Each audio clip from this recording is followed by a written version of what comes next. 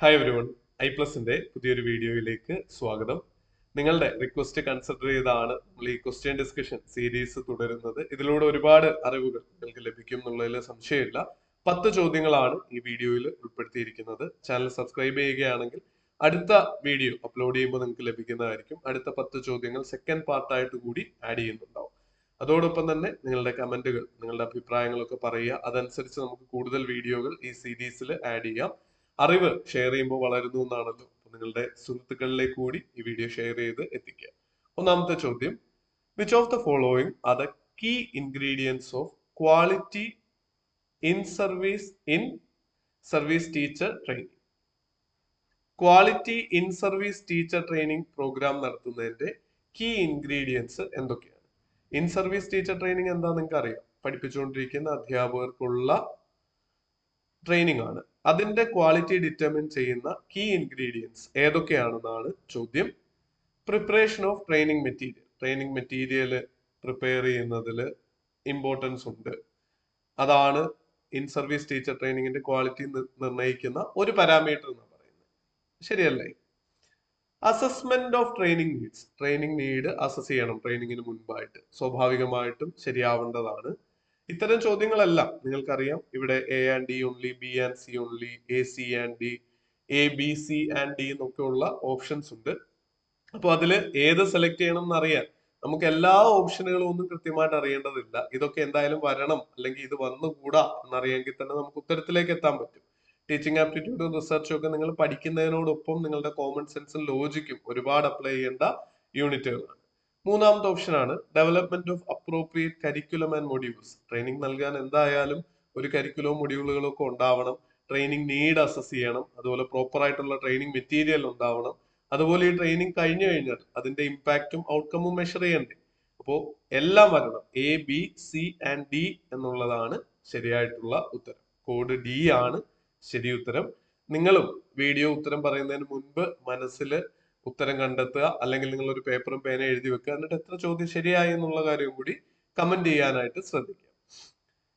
അടുത്ത ഇതിന്റെ ഒരു എക്സ്പ്ലനേഷൻ ആണ്. ഇത് കോമൺ സെൻസ് ആയതുകൊണ്ട് ഫർദർ ആയിട്ട് ഈ സ്ലൈഡുകളുടെ സമയം കളയുന്നില്ല. നിങ്ങൾക്ക് ഇത് വായിച്ചു നോക്കാം. ട്രെയിനിങ് മെറ്റീരിയൽ കെയർഫുൾ ആയിട്ട് പ്രിപ്പയർ ചെയ്യണം.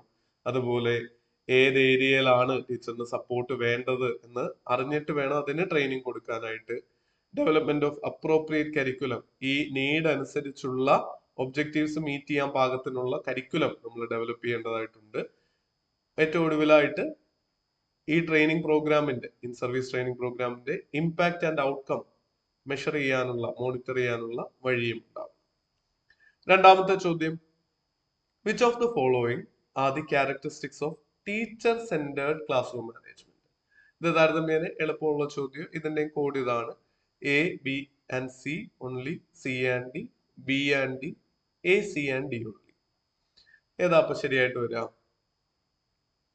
ടീച്ചർ സെന്റേർഡ് ക്ലാസ് റൂമിൽ ഡിസിപ്ലിൻ കംസ് ഫ്രം സെൽഫ് ആണോ, അതോ ടീച്ചറുടെ ഉത്തരവാദിത്വമാണോ ലീഡർ ആയിരിക്കുക, ഡിസിപ്ലിൻഡ് ആക്കി ക്ലാസ്സിനെ നിർത്തുക എന്നുള്ളത്? ചെറിയ ക്ലാസ്സുകളിലൊക്കെ ടീച്ചർ സെന്റേർഡ് ആയിട്ടുള്ള ക്ലാസ് റൂമിൽ അധ്യാപകരല്ലേ അച്ചടക്കത്തോടെ ഇരിക്കാൻ കുട്ടികളെ പ്രേരിപ്പിക്കുകയും അങ്ങനത്തെ കാര്യങ്ങളൊക്കെ ചെയ്തത് നിങ്ങൾക്ക് ഓർമ്മയില്ലേ? അപ്പൊ അത് എ വരാൻ സാധ്യതയില്ല, ബി വരണമെന്ന് നിങ്ങൾക്ക് അറിയാം.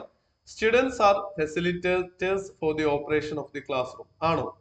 ടീച്ചർ സെന്റേർഡില്ല, അത് സ്റ്റുഡന്റ് സെന്റേർഡില്ല. സ്റ്റുഡൻസ് ഫെസിലിറ്റേറ്റേഴ്സ് ആവുന്നത്. ഇവിടെ students are allowed limited responsibilities. Teacher സെന്റേർഡിൽ ഉത്തരവാദിത്തങ്ങളൊക്കെ ആരുടെയാണ്? ടീച്ചറുടെ. സ്റ്റുഡൻസിന് വളരെ ചെറിയ തോതിലുള്ള റെസ്പോൺസിബിലിറ്റികളെ അലോട്ട് ചെയ്ത് കൊടുക്കുന്നുള്ളൂ എന്നുള്ള കാര്യം ഓർക്കുക. അപ്പോ ബിയും ഡിയുമാണ് ആൻസർ വരേണ്ടത്. അതിന്റെ എക്സ്പ്ലനേഷൻ ഇതും കോമൺ സെൻസ് അല്ലേ? എന്തെങ്കിലും പഠിക്കേണ്ട ആവശ്യമുണ്ടോ ഈ ഉത്തരത്തിലെത്താൻ? ടീച്ചർ സെന്റേർഡ് എന്ന വാക്കിന്റെ അർത്ഥം അറിയാമെങ്കിൽ നിങ്ങൾക്ക് ഇതിൽ ഉത്തരം എത്താം. കാമായിട്ടുള്ള ഒരു മനസ്സും ചോദ്യങ്ങൾ ചെയ്തുള്ള പ്രാക്ടീസുമാണ് ആവശ്യം. നമ്മുടെ കോഴ്സ് ആണെങ്കിലും എയിം JRF ടെസ്റ്റ് സീരീസ് ആണെങ്കിലും ഒക്കെ നിങ്ങളെ അതിൽ ട്രിമെൻഡസ് ആയിട്ട് ഹെൽപ്പ് ചെയ്യും. 7,000 ചോദ്യങ്ങൾ വിത്ത് എക്സ്പ്ലനേഷൻ ആണ്.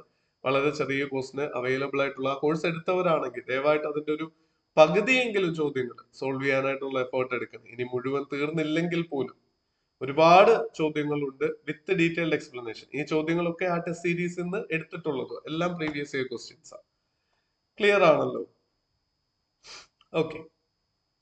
മൂന്നാമത്തെ ചോദ്യം, Dash is the technique of changing the level of support over the course of a teaching session. More skilled person adjusts the amount of guidance to fit the student's current performance. ഇത് ഈ തന്നിരിക്കുന്ന 4 ഓപ്ഷനുകളിൽ ഒന്നിന്റെ definition തന്നെയാണ്. ഏതാത്? Answer കിട്ടിയോ? Scaffolding ആണ് ഇവിടുത്തെ answer. Scaffolding is the technique of changing the level of support over the course of A teaching session. ഈ paint ഒക്കെ അടിക്കാൻ കയറുന്നവര് നമ്മുടെ നാട്ടിൽ നമ്മൾ സ്കഫോൾഡിംഗ് കാണുന്നത് അവിടെ ഒരു കുറെ കമ്പികളൊക്കെ ചേർത്ത് വെച്ച് ഇങ്ങനെ കെട്ടിയിട്ട് മുകളിലേക്ക് പടികൾ പോലെ കയറി പോവുകയും അവിടെ നിന്ന് പെയിന്റ് ചെയ്യാനും മറ്റു വർക്കുകളൊക്കെ ചെയ്യാൻ പറ്റുന്ന സംഭവം നിങ്ങൾ കണ്ടിട്ടുണ്ടോ? അതാണ് സ്കഫോൾഡിംഗ് എന്ന് പറയുന്നത്. ടീച്ചിങ്ങിന്റെ ആസ്പെക്റ്റില് സ്കഫോൾഡിംഗ് എന്താ? കുട്ടികൾക്ക് തനിയെ മുകളിലേക്ക് കയറാൻ പറ്റാതെ വരുമ്പോൾ നമ്മൾ അതിനൊരു ഫ്രെയിം വർക്ക് പോലെ ഒരു പടിക്കെട്ട് പോലെ കെട്ടി ഉണ്ടാക്കുന്ന സാധനം സ്കഫോൾഡിംഗ്. കുട്ടികൾ ആ സ്കില്ല് നേടുന്നതിനനുസരിച്ച് നമുക്ക് എന്ത് ചെയ്യാൻ പറ്റും? ആ സ്കഫോൾഡിംഗ് പൊളിച്ചെടുക്കാനായിട്ട് പറ്റും, അത് മാറ്റാനായിട്ട് പറ്റും. പിടികിട്ടിയോ നിങ്ങൾക്ക്? അതാണ് ഇവിടെ പറയുന്നത്. മോർ സ്കിൽഡ് ആയിട്ടുള്ള ഒരു പേഴ്സൺ ഉണ്ടാവും, അയാളായിരിക്കും കുട്ടികളെ ഗൈഡ് ചെയ്യുന്നത്. അതായത് ടീച്ചറാണ് ടിപ്പിക്കലി ഒരു ക്ലാസ് റൂമില്. കുട്ടികൾ സ്റ്റുഡൻസ് കൂടുതൽ സ്കിൽഡ് ആവും തോറും എന്ത് ചെയ്യാൻ പറ്റും? ആ ഹാൻഡ് ഹോൾഡിങ്ങിന്റെ അല്ലെങ്കിൽ ഹിന്റുകൾ കൊടുക്കുന്നത്, ഹെൽപ്പ് കൊടുക്കുന്നതിന്റെ അളവ് കുറച്ചു കൊണ്ടുവരാനായിട്ട് പറ്റും. അതാണ് ഇവിടെ എഴുതിയിരിക്കുന്നത്. നിങ്ങൾക്ക് വായിച്ചു നോക്കാം, സ്ക്രീൻഷോട്ട് എടുത്തിട്ടോ മറ്റോ. It is based on the idea that learners need different level of support at different stages of learning. സത്യമല്ലേ? അക്ഷരങ്ങൾ എഴുതാൻ പഠിക്കുമ്പോൾ ഒരു കുട്ടിക്ക് വേണ്ട സപ്പോർട്ട് അല്ല വായിക്കാൻ പഠിച്ചു കഴിഞ്ഞിട്ട് വേണ്ടത്. ഡിഫറെന്റ് ലെവലിലുള്ള സപ്പോർട്ട് ആയിരിക്കും വേണ്ടത്. Learner who just beginning to learn new skill may need lot of support, which is step by step instruction and frequent feedback ഒക്കെ കൊടുക്കും. അത് കഴിഞ്ഞ് ആൾ ആ സ്കില്ല് പഠിച്ചു കഴിഞ്ഞാൽ അത്രയും സപ്പോർട്ട് ആവശ്യമായിട്ട് വരില്ല. എത്ര ഡെപ്തിലാണ് NTA ചോദ്യം ചോദിക്കുന്നത് UGC നെറ്റിന് എന്ന് അറിയാൻ പറ്റുന്ന ഒരു ചോദ്യമാണ്. നാലാമത്തേത്, സ്വയം പ്രഭയിലെ ചാനലുകളുടെ നമ്പർ. ഇപ്പൊ സ്വയം പ്രഭയിൽ എത്ര ചാനലുകൾ ഉണ്ടോ എന്ന് പറഞ്ഞേ? 32 പിന്നെ അത് 34 ഇപ്പൊ അപ്ഡേറ്റഡ് നമ്പർ വീണ്ടും മാറിയിട്ടുണ്ട്. എത്ര ചാനൽ ഉണ്ട് സ്വയം പ്രഭയില്? സ്വയം പ്രഭയൊക്കെ എന്താണെന്ന് അറിയാലോ അല്ലെ? സ്വയം പ്രഭയൊക്കെ നമ്മുടെ ചാനലിൽ ഫ്രീ വീഡിയോസ് ഉണ്ട്, നമ്മുടെ കോഴ്സിലും ഡീറ്റെയിൽഡ് ആയിട്ട് പറഞ്ഞു പോകുന്നുണ്ട്. ചാനൽ ലിസ്റ്റ് മുമ്പൊക്കെ ഞാൻ കുട്ടികളോട് പഠിക്കേണ്ടെന്നായിരുന്നു പറയുന്നത്. പക്ഷെ ഇപ്പൊ കണ്ടോ, ചാനലിന്റെ ലിസ്റ്റ് ഏത് ചാനൽ ഏത് പേരാന്ന് വരെ ചോദിക്കുന്നുണ്ട്. നിങ്ങൾ ഇതൊന്നും കണ്ട് ടെൻഷൻ അടിക്കേണ്ട. കാര്യം 50 ചോദ്യത്തിൽ 50 ചോദ്യം നമുക്ക് വേണ്ട. JRF കിട്ടാൻ പോലും ഒരു 70% പ്ലസ് സ്കോർ ചെയ്താൽ മതി. അപ്പൊ ഇത്തരത്തിലൊരു ചോദ്യമൊക്കെ നമുക്ക് വിട്ടുകളയാം. ഇനി നിങ്ങൾക്ക് സമയം ഉണ്ടെങ്കിൽ ഈ ചാനലുകളുടെ എല്ലാം പേരും നമ്പരും പഠിക്കുന്നത് ഒരു വലിയ ടാസ്ക് ആയിരിക്കും കോമൺ ആയിട്ടുള്ള ഏതൊരാൾക്കും. അതുകൊണ്ടൊന്ന് നോക്കി വെച്ചാൽ മതി. കാണാപ്പാഠം പഠിക്കുന്നതിൽ അർത്ഥമില്ല. ഈ ഒരൊറ്റ ക്വസ്റ്റ്യന് വേണ്ടിയിട്ട് ഒരുപാട് സമയം എടുക്കുന്ന പ്രോസസ് ആയിരിക്കും. എന്നാലും നോക്കി വെക്ക്. ചാനൽ 3, ചാനൽ 4 ഏത് രീതിയിലാണ് കോഡ് എന്നാ ചോദിച്ചേക്കുന്നത്? A1, B4, C3, D2 ഏതെങ്കിലും 1-2 A ഏതാണെന്ന് അറിഞ്ഞാൽ പോലും നമുക്ക് ഉത്തരം എത്താം. B ഏതാണെന്ന് അറിഞ്ഞാൽ പറ്റില്ല, 2 ഓപ്ഷൻ വരും. സിയും ഡിയും ഓവർലാപ്പ് വരും. A ചാനൽ 3 ഏതാന്ന് അറിഞ്ഞാൽ ഇത് ഡയറക്റ്റ് ഉത്തരം കിട്ടും. ചാനൽ 3 പ്രബോധ് ആണ്. അപ്പൊ നമ്മുടെ ഓപ്ഷൻ ഡി ആണ് ആൻസർ ആയിട്ട് വരുന്നത്. ഇത് ഫാക്ച്വൽ ആയിട്ടുള്ള ഒരു ക്വസ്റ്റ്യൻ ആ, ഫർദർ എക്സ്പ്ലനേഷൻ ഒന്നും വേണ്ടല്ലോ. A3, B4, C1, D2. A3 Prabodh, channel 4 Saraswat, അതുപോലെ ചാനൽ 5 പ്രബന്ധൻ, ചാനൽ 6 വിധിക്. ഓരോന്നും എന്താന്നൊക്കെ ഡീറ്റെയിൽഡ് ആയിട്ട് ഇവിടെ പറയുന്നുണ്ട്. കാണാപ്പാഠം പഠിക്കേണ്ട ആവശ്യമുണ്ടെന്ന് എനിക്ക് തോന്നുന്നില്ല പേഴ്സണലി. നിങ്ങൾക്ക് ടൈം അവൈലബിൾ ആണ്, ബാക്കിയൊക്കെ നോക്കി കഴിഞ്ഞെങ്കിൽ ടൈം സ്പെൻഡ് ചെയ്യാം.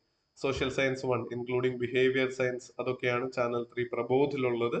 സരസ്വതിയിലുള്ളത് ഹോം സയൻസും സൈക്കോളജി എഡ്യൂക്കേഷനും ഒക്കെ ആയിട്ട് ബന്ധപ്പെട്ടാണ്. സോഷ്യൽ സയൻസ് 1ഉം സോഷ്യൽ സയൻസ് 2ഉം ആണ്. ചാനൽ 5ഉം 6ഉം സോഷ്യൽ സയൻസ് തന്നെയാണ് ഡിസ്കസ് ചെയ്യുന്നത്. മറ്റ് സബ്ജക്റ്റുകൾ ലൈബ്രറി സയൻസും ഇൻഫർമേഷൻ സയൻസും ഒക്കെ ആണെങ്കിൽ ഇവിടെ law, legal studies, human rights, social sciences ഒക്കെയാണ്. അഞ്ചാമത്തെ ചോദ്യം, which of the following is the best method of teaching? ഏറ്റവും നല്ല മെത്തേഡ് ടീച്ചിങ്ങിൽ ഏതാ? ഇതും പഠിക്കേണ്ട യാതൊരു ആവശ്യമില്ല, നിങ്ങൾ ചിന്തിച്ചു കഴിഞ്ഞാൽ തന്നെ ഉത്തരം കിട്ടും. ഇമ്പാർട്ട് നോളജ് ആണോ, സെൽഫ് ലേൺ ചെയ്യാൻ പറയുന്നതാണോ, അതോ ഒരു ഡിസ്കഷൻ നടത്തി അത് എൻകറേജ് ചെയ്ത് പാർട്ടിസിപ്പേറ്റ് ചെയ്ത് പഠിക്കാനാണോ, അതോ ലൈബ്രറി പോയിരിക്കാൻ പറയുന്നതാണോ പഠിപ്പിക്കുക? പൊട്ട ഓപ്ഷൻസ് ആണ്. ഓപ്ഷൻ സി ആണെന്ന് നിങ്ങൾക്ക് ഓൾറെഡി കിട്ടിക്കാണുമെന്ന് കരുതുന്നു. ഫർദർ എക്സ്പ്ലനേഷൻ വേണ്ടല്ലോ. ഡിസ്കഷൻ ആക്റ്റീവ് ലേണിംഗിന്റെ ഭാഗമാണ്. കുട്ടികളുടെ ഇൻവോൾവ്മെന്റ് ഉണ്ടാവും, അവർ എൻഗേജ്ഡ് ആയിരിക്കും, അവരുടെ പാർട്ടിസിപ്പേഷൻ ഉണ്ടാവും. അതൊക്കെയാണ് എക്സ്പ്ലനേഷൻ. അടുത്ത ചോദ്യം, according to Herbert, arrange the elements of pedagogy of teaching learning in a sequence. ഇതും നിങ്ങൾ ഹെർബർട്ടിനെ പറ്റി കേട്ടിട്ടേ ഇല്ലെങ്കിൽ ഉത്തരം കിട്ടും. ഒരു ക്ലാസ് എടുക്കണേ ആദ്യം എന്ത് ചെയ്യണം? പ്രിപ്പയർ ചെയ്യണോ, അസോസിയേറ്റ് ചെയ്യണോ, പ്രസന്റ് ചെയ്യണോ, അപ്ലൈ ചെയ്യണോ, ജനറലൈസ് ചെയ്യണോ? ഓപ്ഷൻസ് ഇവിടെ കാണാൻ പറ്റുമേ. A B C D E C A E. ഇതിൽ നോക്കിയേ, എ ആദ്യം വരുന്ന ഒരേ ഒരു സെറ്റ് ഓഫ് ഓപ്ഷനേ ഉള്ളൂ. ആദ്യം പ്രിപ്പയർ ചെയ്യണം ഒരു ക്ലാസ് എടുക്കുന്നതിന് മുമ്പ്. എന്ത് ഈസി ആയിട്ട് ഉത്തരം കിട്ടുന്നത് നോക്കിയാ മക്കളെ. നമ്മൾ പലപ്പോഴും ആവശ്യമില്ലാതെ ടെൻഷനൊക്കെ അടിക്കുക.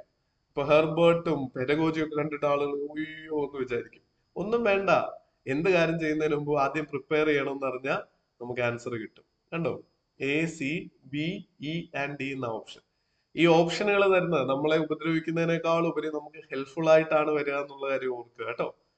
A C B E D, A C B E D. Prepare ചെയ്യുക, അത് പ്രസന്റ് ചെയ്യുക, അത് കഴിഞ്ഞിട്ട് അസോസിയേഷനും ജനറലൈസും ചെയ്ത് കഴിഞ്ഞിട്ടാണ് ആപ്ലിക്കേഷൻ വരുന്നത് നോക്കുക. ആദ്യം learners mind to receive new knowledge, അതിനായിട്ട് പ്രിപ്പയർ ചെയ്യുക. നമ്മുടെ രീതിയിലുള്ള തയ്യാറെടുപ്പും ആവശ്യമാണ്. പിന്നെ അത് നോളജ് പ്രസന്റ് ചെയ്യുക. മൂന്നാമതായിട്ട് learners are encourage to connect new knowledge with what they already know. അവർക്ക് അറിയുന്നതുമായിട്ട് അസോസിയേറ്റ് ചെയ്യുക, ബന്ധിപ്പിക്കുക, എങ്കിലല്ലേ ഓർത്തിരിക്കാൻ പറ്റുള്ളൂ. നാലാമതായിട്ട് ജനറലൈസ് ചെയ്യുക. ഈ പഠിച്ചതിൽ നിന്ന് ബേസ് ചെയ്തിട്ടുള്ള ജനറൽ റൂൾസ് ഉണ്ടെങ്കിൽ അത് പറഞ്ഞു കൊടുക്കുക. ഏറ്റവും ഒടുവിലായിട്ട് ഇവിടെ തന്നെയാണ് abstracting the key insights from specific examples or experience. നമ്മൾ ഈ മുൻപ് പറഞ്ഞു കൊടുത്തിട്ടുള്ള സ്പെസിഫിക് ആയിട്ടുള്ള റിയൽ വേൾഡ് പ്രോബ്ലങ്ങളാവാം, തോട്ട് പ്രൊവോക്കിംഗ് ക്വസ്റ്റ്യൻസും ഒക്കെ ആയിട്ട് പ്രസന്റ് ചെയ്ത എക്സാമ്പിളുകളും ഒക്കെ ജനറലൈസ് ചെയ്ത് പറയുക എന്നുള്ളതാണ്. ഒടുവിലായിട്ട് learners are encourage to apply their new knowledge or skill to different context or situation. പിടികിട്ടിയോ? ഏഴാമത്തെ ചോദ്യം, given below are two statements. Entry behavior implies the activities and responses of the learners after the completion of the teaching learning process. Statement 2 എന്താ പറയുന്നത്? Terminal behavior implies the activities learners prior to the teaching learning process.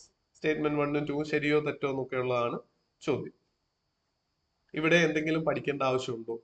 Entry, terminal എന്ന് പറഞ്ഞാൽ തീരുന്നത്, entry എന്ന് പറഞ്ഞാൽ തുടങ്ങുന്നതെന്നാണെന്ന് അറിയാമെങ്കിൽ നിങ്ങൾക്ക് ഉത്തരം കിട്ടും. Entry behaviour prior to teaching അല്ലേ വരേണ്ടത്?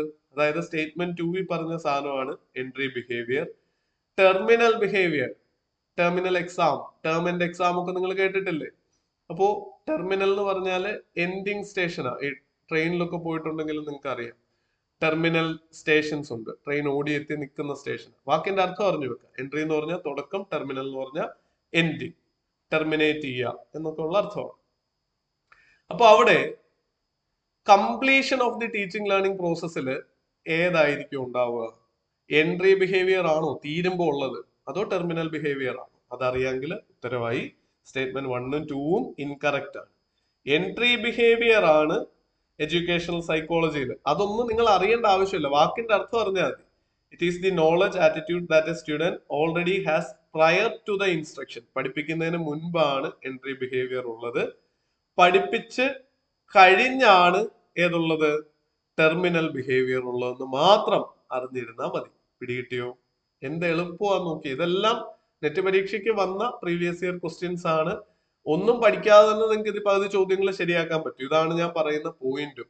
നമ്മൾ പഠിക്കുക, അതോടൊപ്പം ക്വസ്റ്റ്യൻസ് കൂടി പ്രാക്ടീസ് ചെയ്താലേ റിയൽ എക്സാമിൽ എന്താ സംഭവിക്കുന്നത്, എങ്ങനെ ചോദ്യം വരും, അതിനനുസരിച്ച് നമ്മളെ പാകപ്പെടുത്താൻ പറ്റുള്ളൂ. Given below are two statements. Canvas is a learning management system. നിങ്ങൾക്ക് സ്പെസിഫിക് ആയിട്ട് LMSകളെ പറ്റി അറിയാമെങ്കിൽ ഈ ചോദ്യത്തിന് ആൻസർ കിട്ടുള്ളൂ. Canvas is a paid LMS. പിന്നെ ബുദ്ധിപരമായിട്ട് ചിന്തിക്കാവുന്ന ഒരു കാര്യമാണ്, എല്ലാ സോഫ്റ്റ്വെയറുകളിലും ഫ്രീ ട്രയലും ഫ്രീ പ്ലാനുകളും ഒക്കെ ഇപ്പോൾ ഉണ്ടാവും എന്നുള്ള കാര്യം. അത് ഓർത്തു കഴിഞ്ഞാൽ നമുക്ക് എ ശരിയും സ്റ്റേറ്റ്മെന്റ് 2 തെറ്റുമാണെന്ന് മനസ്സിലാക്കാൻ പറ്റും. അതാണ് ഇവിടുത്തെ ആൻസർ. ക്യാൻവാസ് എന്നൊക്കെ ഉള്ള പേര് ലേണിംഗുമായിട്ടൊക്കെ ബന്ധപ്പെട്ട ക്യാൻവാസ് എഴുതാനും വരയ്ക്കാനും ഒക്കെ ഉള്ള ഒരു സാധനമല്ലേ. നിങ്ങൾ ക്യാൻവാസിനെ പറ്റി കേട്ടിട്ടില്ലെങ്കിൽ പോലും ചിന്തിച്ചാൽ നമുക്ക് ഈ രീതിയിൽ ഒരു ഉത്തരത്തിലേക്ക് എത്തിച്ചേരാനുള്ള പോസിബിലിറ്റി ഉണ്ട്. പിന്നെ ക്യാൻവാസ് ഇപ്പൊ തന്നെ എഴുതി വെച്ച് പഠിക്കുക. അടുത്ത ചോദ്യത്തിലും നമ്മൾ കുറച്ച് LMS പ്ലാറ്റ്ഫോമുകളുടെ പേര് കൂടി കാണും, ബോധപൂർവ്വം ഉൾപ്പെടുത്തിയതാണ്, അത് പഠിക്കേണ്ടതായിട്ടുണ്ട്. അപ്പോൾ ക്യാൻവാസ് എന്ന് പറയുന്നത് ഒരു ക്ലൗഡ് ബേസ്ഡ് ആയിട്ടുള്ള ലേണിംഗ് മാനേജ്മെന്റ് സിസ്റ്റം ആണെന്ന് മാത്രം അറിഞ്ഞിരുന്നാൽ മതി. ഫർദർ ഡീറ്റെയിൽസ് ആവശ്യമില്ല. അതൊരു പെയ്ഡ് LMS ആണ്, പക്ഷേ ഫ്രീ പ്ലാനുകളും ഉള്ളതുകൊണ്ട് സ്റ്റേറ്റ്മെന്റ് 2 പൂർണ്ണമായിട്ട് ശരിയാണെന്ന് പറയാൻ പറ്റില്ല. കാര്യം ഫ്രീമിയം ബേസ്ഡ് ആയിട്ടാണ് മിക്കവാറും സോഫ്റ്റ്വെയറുകളൊക്കെ വർക്ക് ചെയ്യുന്നത്. ആദ്യത്തെ കുറെ സാധനങ്ങൾ ഫ്രീ ആയിരിക്കും, അല്ലെങ്കിൽ ഒരു ഫ്രീ വേർഷൻ ഉണ്ടാവും. അപ്ഡേറ്റഡ് ആയിട്ടുള്ള ഫീച്ചറുകൾ കിട്ടാൻ വേണ്ടി മാത്രമായിരിക്കും നമ്മൾ എന്ത് ചെയ്യേണ്ടി വരിക, പെയ്ഡ് വേർഷൻ എടുക്കേണ്ടി വരിക. അതുകൊണ്ടാണ് സ്റ്റേറ്റ്മെന്റ് 1 ട്രൂവും സ്റ്റേറ്റ്മെന്റ് 2 ഇൻകറക്റ്റും ആയത്. പിടികിട്ടിയല്ലോ. Which of the following are the examples of LMS? പഠിച്ചു വെക്കണേ. ഇതില് Schoology, Edmodo, Canvas, learn dash ഇതെല്ലാം എന്താ LMS സോഫ്റ്റ്വെയറുകളാണ്. ബുക്ക് ക്രിയേറ്റർ, ഇവിടെയും കോമൺ സെൻസ് വർക്ക് ചെയ്യും. ഡി വരാൻ പാടില്ല എന്ന് ചിന്തിച്ചാൽ തന്നെ നമുക്ക് ഓപ്ഷൻ എയും ഓപ്ഷൻ ഡിയും ഒഴിവാക്കാനായിട്ട് പറ്റും. ക്യാൻവാസ് നമ്മൾ മുമ്പ് കണ്ടതാണ്, ഇവിടെ സി ആണ് കറക്റ്റ് ഉത്തരം കേട്ടോ. ബുക്ക് ക്രിയേറ്റർ അതിന്റെ പേര് സൂചിപ്പിക്കുന്ന പോലെ തന്നെ കുട്ടികൾക്ക് അവരുടേതായിട്ടുള്ള ബുക്കുകൾ ഡിജിറ്റലായിട്ട് ക്രിയേറ്റ് ചെയ്യാനും പബ്ലിഷ് ചെയ്യാനുമുള്ള ലേണിംഗ് പ്ലാറ്റ്ഫോം ആണെന്നുള്ള കാര്യവും ഓർക്കുക. Which of the following are the factors that affect learning? ലേണിംഗിനെ അഫക്ട് ചെയ്യുന്ന ഫാക്ടേഴ്സ് അഫക്റ്റിംഗ് ലേണിംഗ് നമ്മൾ പഠിച്ചിട്ടുള്ളതാണ്. എന്തൊക്കെയാ? മെന്റൽ ഹെൽത്ത് തീർച്ചയായിട്ടും അഫക്ട് ചെയ്യും. അറ്റൻഷൻ, ശ്രദ്ധ കൊടുക്കാൻ പറ്റുന്നുണ്ടോ ഇല്ല എന്നുള്ളത് അഫക്ട് ചെയ്യും. ജെൻഡർ അഫക്ട് ചെയ്യൂ, സ്ത്രീ ആണ് അല്ലെ പുരുഷനാണെന്നുള്ളത് കൊണ്ട് പഠിക്കുന്നതിനെ അഫക്ട് ചെയ്യൂ, നമുക്ക് നോക്കാം. റെഡിനെസ്, പഠിക്കാൻ തയ്യാറാണോ? അതുപോലെ ക്ഷീണം, ഫറ്റീഗ് തീർച്ചയായിട്ടും അഫക്ട് ചെയ്യില്ലേ? അപ്പോ എ, ബി, ഡി, ഇ ഈ 4 വരണം എന്ന് ഉറപ്പാണ്. 4 ഉള്ള ഓപ്ഷൻ ഉണ്ടോ? എ, ബി, ഡി, ഇ ഉള്ള ഒരേ ഒരു ഓപ്ഷനേ ഉള്ളൂ.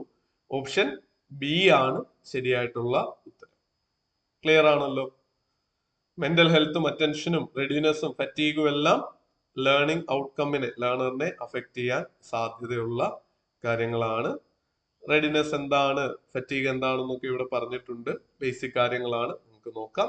11ാമത്തെ ചോദ്യം നമുക്ക് അടുത്ത ക്ലാസ്സിൽ ഡിസ്കസ് ചെയ്യാം. വീഡിയോ നിങ്ങൾക്ക് പ്രയോജനപ്രദമായെന്ന് കരുതുന്നു. നിങ്ങളുടെ അഭിപ്രായങ്ങൾ കൂടി രേഖപ്പെടുത്തുക, അതനുസരിച്ച് നമുക്ക് ഫർദർ ക്ലാസ്സുകൾ ക്രമീകരിക്കാം. Thanks everyone. ബൈ.